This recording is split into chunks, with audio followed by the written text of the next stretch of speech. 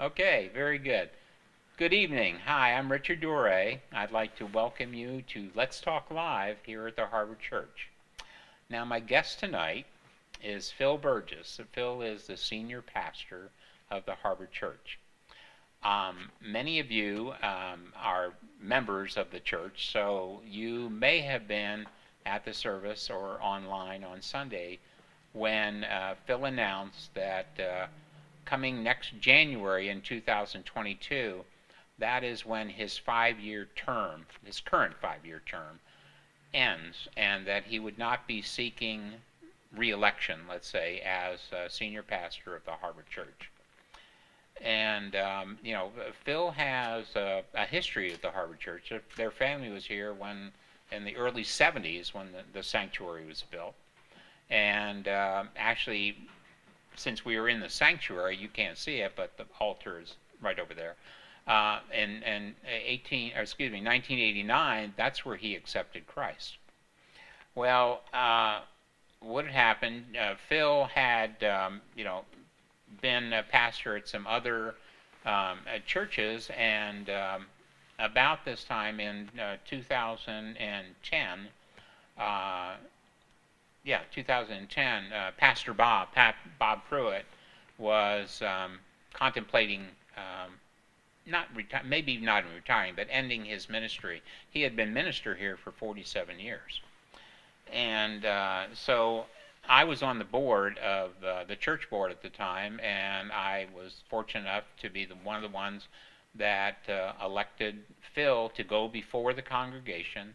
And then on our church business meeting, on the fourth Sunday of January in 2011, Phil was elected to be the new senior pastor to replace Bob Pruitt. Now, I don't know how many of you watching may have had a time with Bob Pruitt, but Bob was, he had been pastor of the Harvard Church for 47 years. So it's unlikely then you have a lot of pastors that long. And using a sports analogy, Phil had to replace Bob Pruitt. And it would be kind of like the person who had to replace Lou Gehrig at first base for the Yankees when Lou Gehrig said he's no longer playing. A little bit of a task. And Phil, just exactly what was that transition like for you? It was interesting, that's for sure. Challenges. I think one of the biggest challenges was, there at the end, right after the election, Pastor Bob's health started deteriorating really quick. Yes. I think he'd only spoke here twice after I think you're right. election. I think you're right. And so, in your mind, my mind, I'm thinking about all the time with Pastor Bob, the ministries he's built here, and now what am I going to do, you know? Everybody knows there were a number of external issues facing the church at the same time, but you know what? I knew it was going to be tough. All the statistics tell you it's going to be. Yeah. But you know what? I knew it was the right thing to do. Yeah. But initially, when you were being, let's say, I don't know what you want to say, when they were being vetted or courted to do it, you really didn't have a real strong desire or necessity to come to the Harvard Church, right? No, neither me or Taryn really. We were really happy in Marietta. Yeah. We loved the church there. And, for me, you know what? I knew almost a year before because Pastor Bob was starting to drop hints. But you know him. He's not, if he thinks you're going to tell him no, he ain't going to ask. No, I know. So, you know what? I sensed something was coming, and my attitude was resist the devil and he shall flee. you know, because we were happy, and I just didn't really want to deal with what I knew would be taking place. Yeah. But I struggled. I had a guy, old pastor from Hawaii, in my church in Marietta, and one Wednesday morning at prayer, him and I would have prayer and then go sit in McDonald's and kick it. Yeah. He says, I was praying last night and God told me you're getting ready to leave. Oh.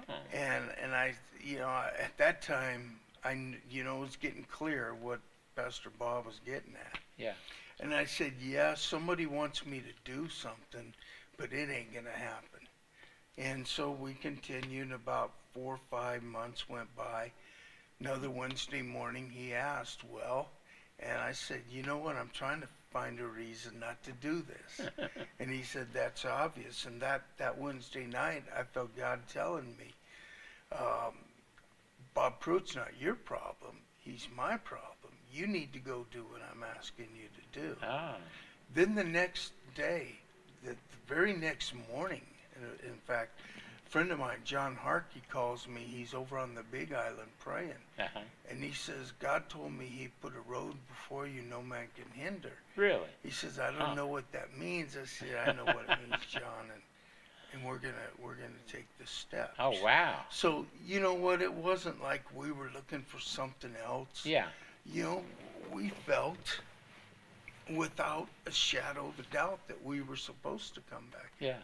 And that's why we came. Well, not only you, but you were having some religious people. I mean, Harkey and the other pastor from Hawaii, they were actually telling you, look, God's told us you have a road in front of you. Interesting.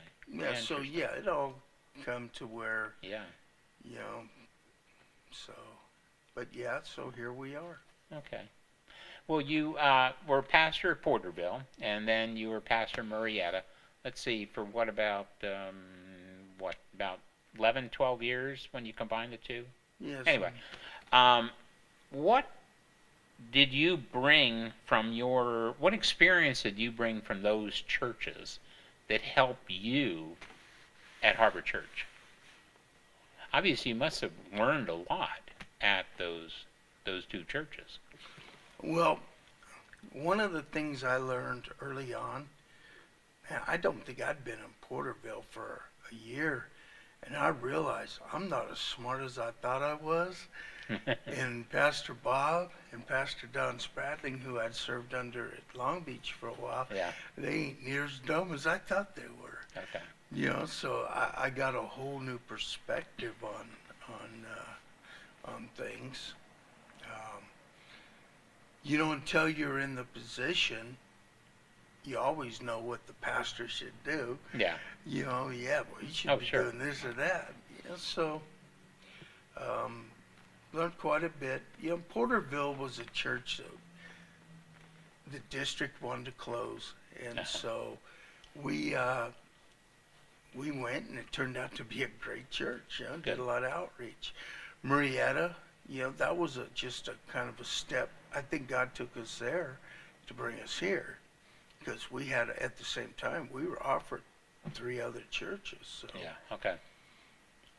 So all those brought us here. Some of the things you learn is patience. Another thing you try to learn is not to take everything personally, because if you do, you're going to be miserable. Of course. And most of the time, even though it seems personal, maybe it's not. So think things through before you. Yeah. So. Well, you've had a lot of experience and stuff like that. I'm sure this experience helped you start to develop programs at the Harbor Church. I remember we have, James and Janae, with the marriage, the discipleship. What are some of the programs that you are really proud of that you kind of helped start at the Harbor Church? Well, one of the things that we tried to do it. If you ask me anything I love in ministry, and it's taking kids camping. Okay. I mean, I just love doing that. Yes. And we've tried that a couple times because at the other churches I'd been at, it was always a Yeah. really good program. Well, plus you had a lot of experience with a group called Intervision that I Yeah. guess you founded, right? Yeah. You and Taryn? Okay. Well, explain Intervision slightly and go into, yeah. Well, I was working out at Vanguard University, going to college, and one morning I just felt God telling me to start this ministry, and Jim Cox, who had been here for Oh, many yeah, sure. years, he was one of the primary people helping, Okay. and some friends from the church in Long Beach, and we started. It went for about 8-4 down here, and then 4 up when we were in Porterville. Uh-huh. And we tried it again, and it just hasn't quite. When we went a couple years ago, we took some people from a couple other churches, like Pastor Will Barnes and stuff. But, Yeah. it's still. I think what I'd like to see is a good camp ministry. Yeah. I love camp ministries. Yeah. Well, I guess, we had kids camp here, obviously before you even came. What'd you think of that? Did you ever want to get involved in that element of kids camp? Maybe a kind of a different camping than you were in Intervision. Well, you know what, kids. I can deal with junior hires, high school kids, little kids. I don't know. That's just not my cup of tea. Okay. It's fun playing with them a little here and there, but when you got a bunch of Yeah, I think kids camp. Because Judy and I were very active in kids camp, and we had 7 to 12 was kind of the range. Well, and you know what? The camps ran pretty good. Oh, yeah, Sandy had going. Oh, yeah. And so yeah. And you know what? If kids are your thing, that's great too. But yeah, kids are. I don't know. They just kind of. I don't know quite how to deal with Okay. it. Well, My wife's always telling me, you can't talk to 6-year-olds the way you talk to a young adult. Of course. Okay. Well, another thing that you've stressed at your time in Harbor Church is community outreach. Yeah. And what's happened? What has Harbor Church done that's reached your goals in community outreach? You know what? I feel like right now we're getting at a place where just hanging on the last few years, like with food ministry and stuff like that. Right now, the LA Rescue Mission has told us we're approved to receive 100 food boxes. Each box feeds a family of 4. Yes. And we'll be doing that regularly. So right now I feel like we're finally getting into that place where we're actually going to be consistent. Now, we've had the medical dental ministries yes. here. Yeah, we do that with medical missions, yes. We've gone to the different schools and stuff in the area and done projects for them. Well, what Taryn does with Release Time, with local Release Time. term. That was something started a long time ago by Sandy. Yeah. And, it's kept going. Taryn's done it, and she loves it. Yeah. Even now through the pandemic, Taryn was going to check on the kids, to see how they're doing, taking them stuff. And that's with the local elementary school. Okay. Yeah. Excellent. Yeah, so,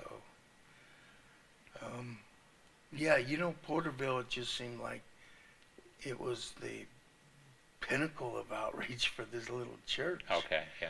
And, but here I think we've had so many things that through all this transition process that we were trying to get done at the same time.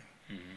I think the harvest party's always been pretty good. Well, yeah, I agree. That's been an excellent outreach program. So even when we scaled it down because of the COVID, the COVID, it was still a pretty it was still neat thing successful. we did. You're right.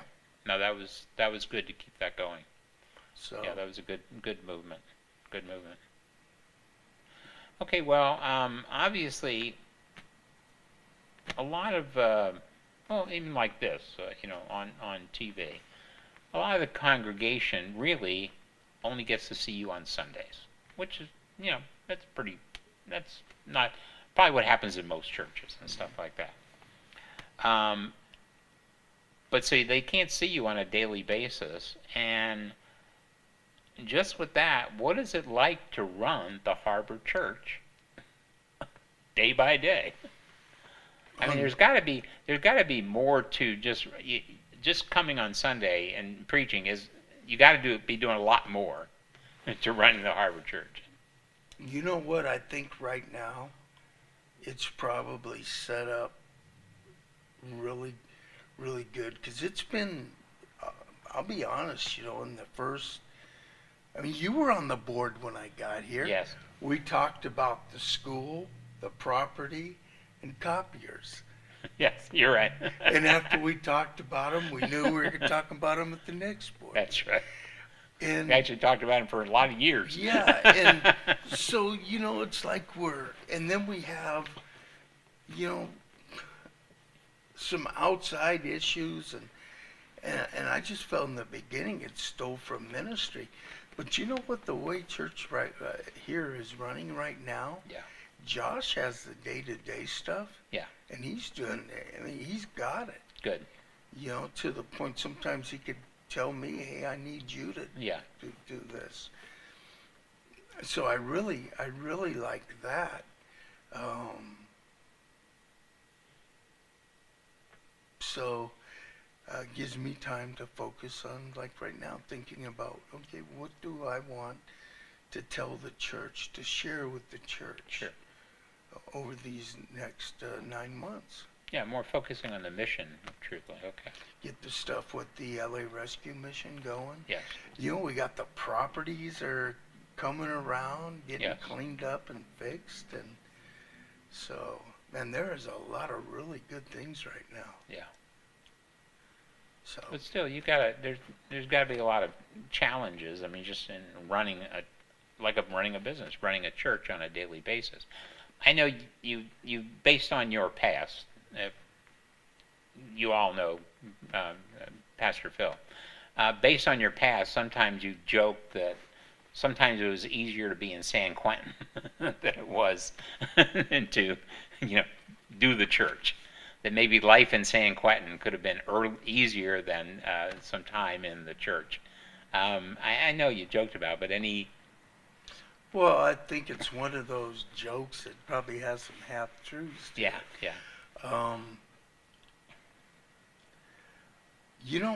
One of the biggest things is you can't defend yourself. You can't. If you feel like that's what you have to do, Yeah. you're going to spend your ministry defending yourself. Yeah. So you know what? That's when you hope that the people around you, would at least be there for you. You do a lot of counseling, and people, you spend an hour talking to them, and they ain't gonna do a thing you told them. Sure. But in a month they're gonna be back in your office talking about the same thing. Yeah. But you know what? I actually, while it's annoying, I love that part of it. I just wish I could people.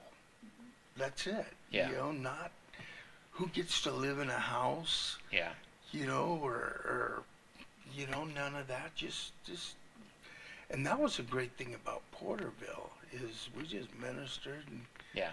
and so I love that. Even though, I've had people come into my office and, throw F-bombs at me and stuff, and, you just take it for what it is and just try to be there with them. Yeah. Because most of it's not personal. Yeah. Most of it is frustration over whatever's going on. Sure. Sure. So anyway, yeah. Well, you announced on Sunday, obviously, you weren't going to seek a re-election in the January 2022 election.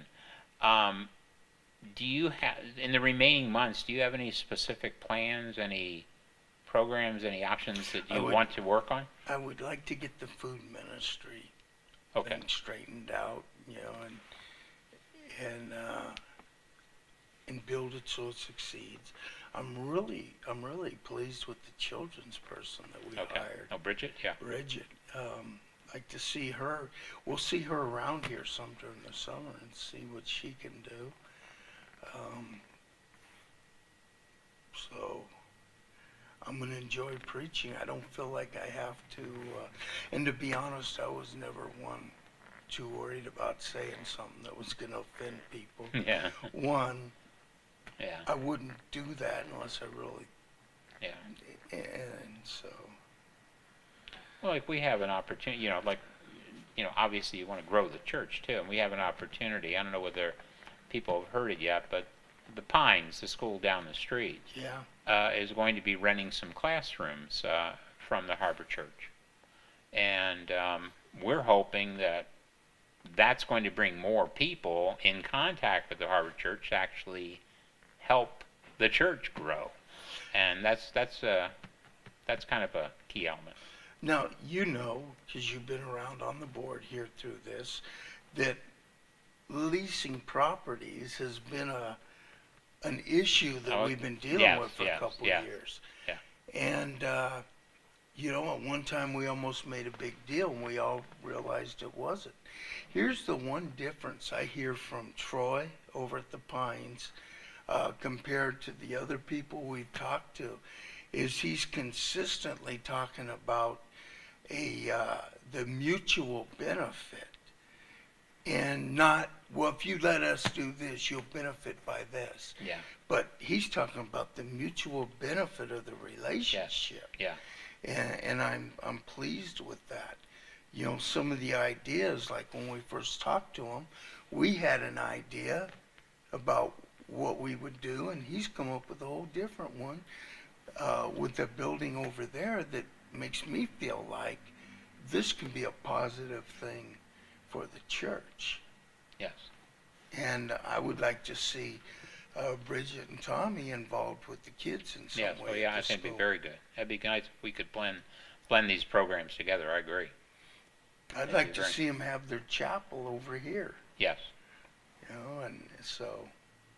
Well, yeah, but because the classrooms, they probably might need to do that because they'll have kids over here now. Yeah, I think that's a good relationship. I think it can have a positive impact on both children's and youth ministries. I think it's an income generator. But you know what? And we had talked about this on the board.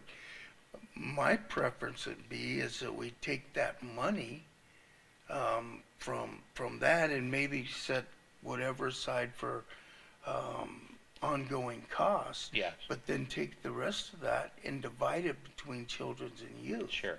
To improve our ministries. Yeah. Because you know what? We also, starting next month, we'll have the Korean church back. Correct. And that generates income. Looks like we're gonna. You know what blesses me? 10 years, and we're finally. It's like there's a plan for the property. Yeah. And it's a plan for the church. It's not, well, Pastor Bob did this. Yeah. It's not.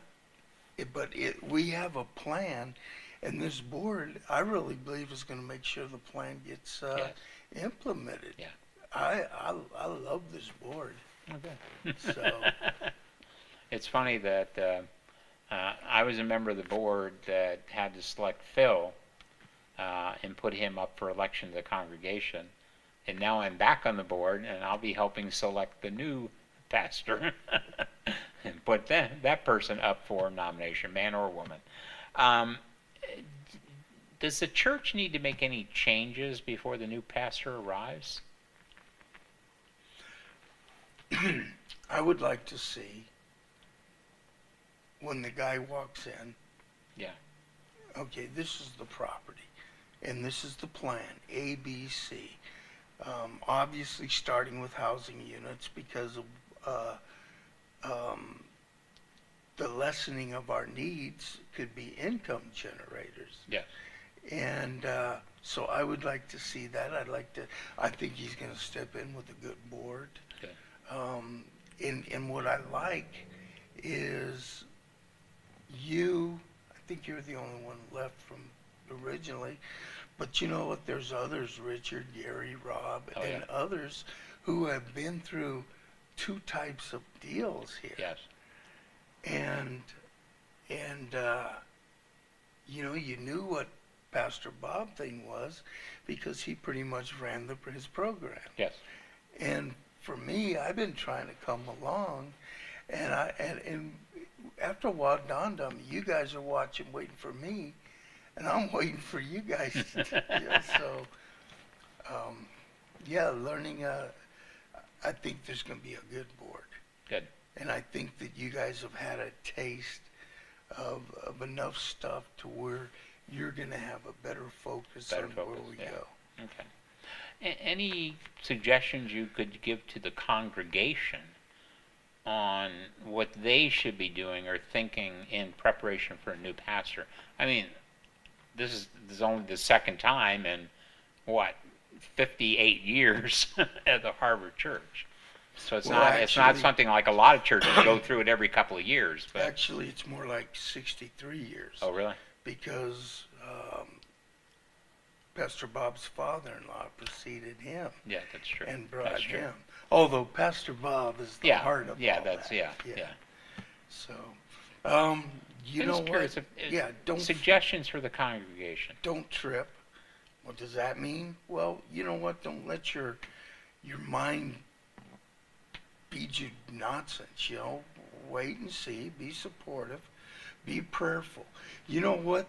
With what we've said now, I think Saturday morning prayer should be well attended by people who are here praying for the future of Harbor Church. Continue building the ministries. You got great people here. And when the person comes in, just give them a break and let them grow. And let them learn to love you. Because that person is stepping into your yard.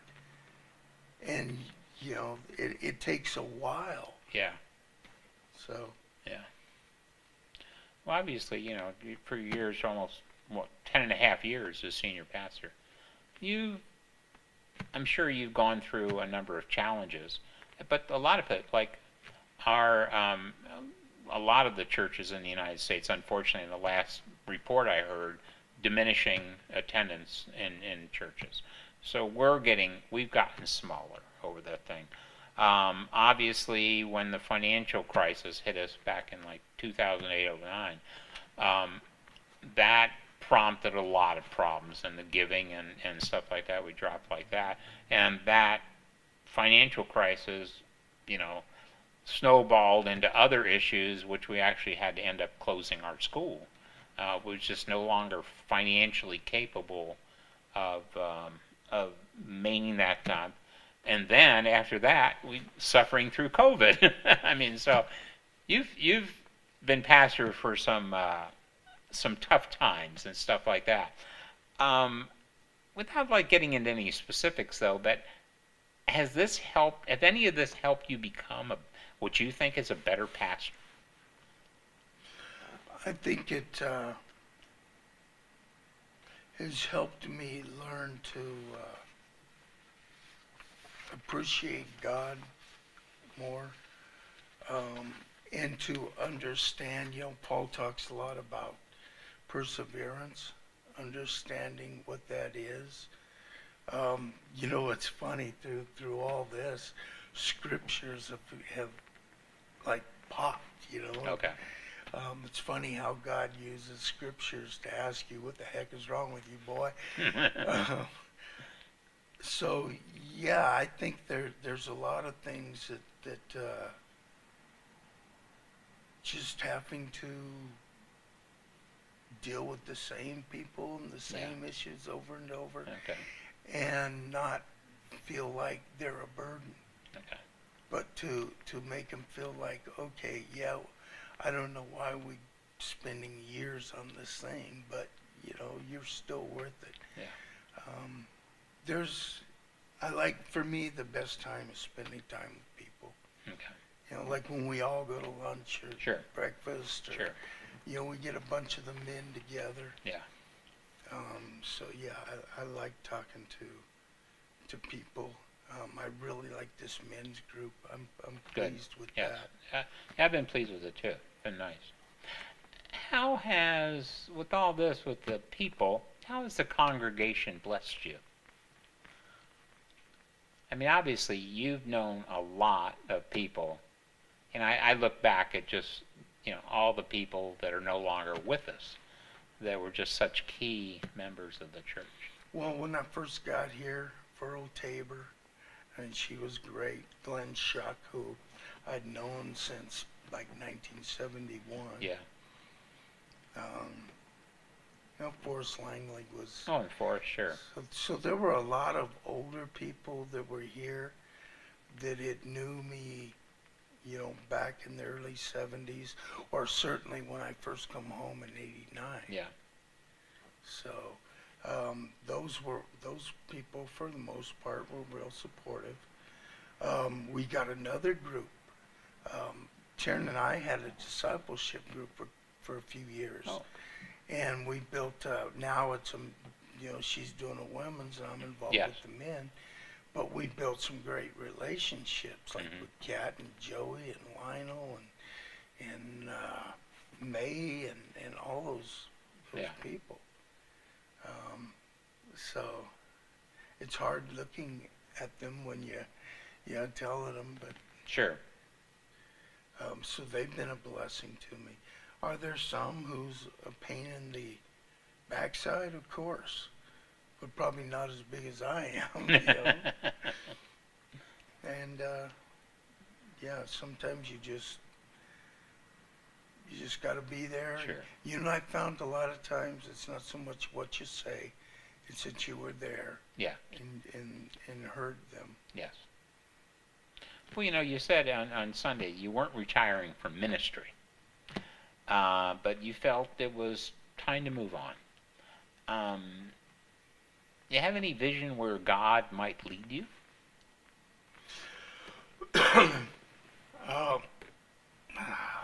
You know what? Not at this point. We don't.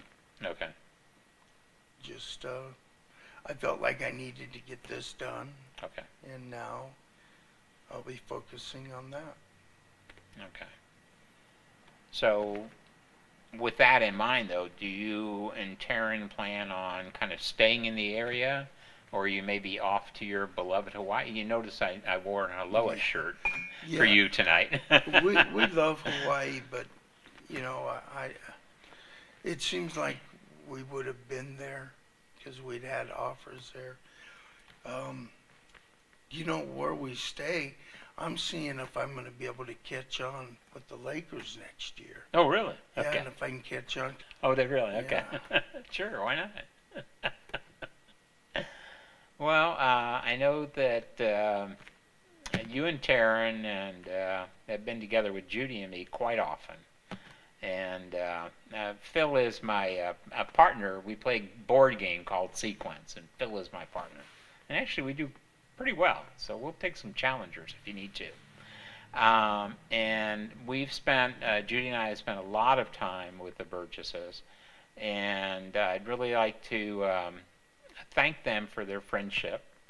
We're going to be sorry to see you leave, and I'd like to thank Phil for your dedication to the Harbor Church. And we all pray that both you and Taryn are just going to have a God-blessed future. That's we're waiting to see, because like you say, you're not out of ministry, so we're waiting to see what God has in plan for you next. So we'll be all anxious to hear from you. Good. I will be anxious to tell it. With each passing day, I get more anxious. Okay. Well, I thank you all for attending. I'd like you to, if you can please join us next week. I'd like to have Gary Brim on next week. Not 100%, but I think we'll have Gary. And Gary is going to be leading the search team for the new pastor. And I think that would be very beneficial to know exactly what we're looking for and how we're going to go about doing this and getting the new pastor. But I thank you all for attending tonight and watching and listening in. And I wish you a very, very God-blessed, wonderful week. Thank you. I thought you were going to say Merry Christmas.